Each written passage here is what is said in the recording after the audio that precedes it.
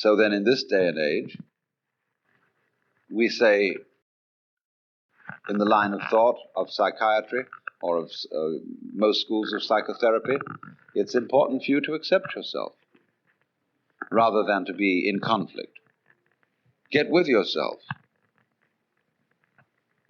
But everybody says but, because nobody dares take that too far.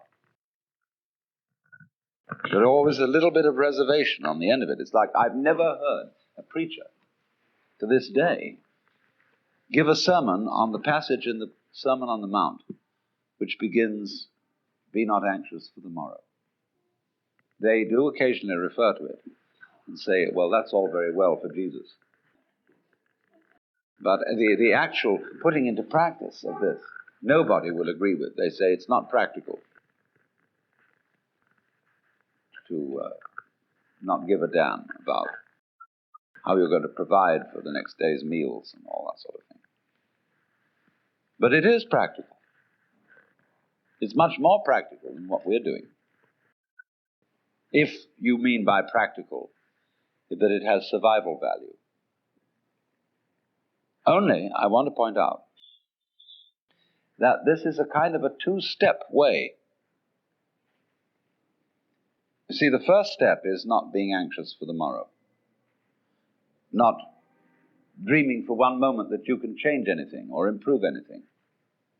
Which of you, by being anxious, can add 1 cubit to his stature? You see? But this, just like the belief in predestination, has an unexpected consequence. Namely, the making of the energy available. So that, in fact, you can take care of the morrow, but for the simple reason that you're no longer worrying about it. And thus it comes about that people who do not live for the morrow have some reason to make plans.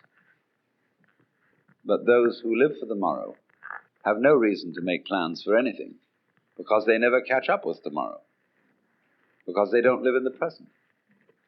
They live for a future which never arrives. And that is very stupid. But you see, all this is said in quite another spirit than the spirit of sermonizing.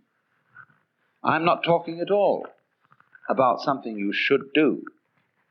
All I'm doing is explaining a situation, and you can do anything you like about it. Actually, you know, you cannot lift yourself up by your own bootstraps, however hard you try. And I'm merely pointing out that it can't be done. I'm not saying that you shouldn't try, because it may be your lifestyle to be constantly attempting to do things that can't be done. I do this in a way because all poets do it. The poet is always trying to describe what cannot be said. And he gets close, you know. He often really gives the illusion that he's made it.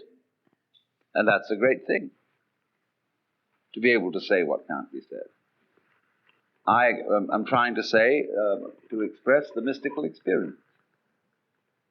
And it just can't be done. And therefore, everything I'm saying to you is a very elaborate deception. I'm weaving all kinds of intricate nonsense patterns, which sound as if they were about to make sense. And they don't really. But you see, we could take that to another level and say, well, that's just life.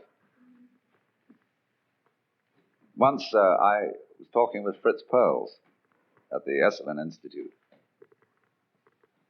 And he said, the trouble with you is you're all words.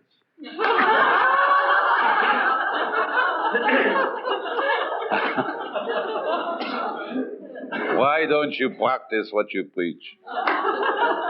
So I said, I don't preach. And furthermore, don't put words down. Because the patterns that people make with words are just like the patterns of ferns or of the marks on seashells. They are a dance, and they're just as much a legitimate form of life as flowers. He said, "You're impossible."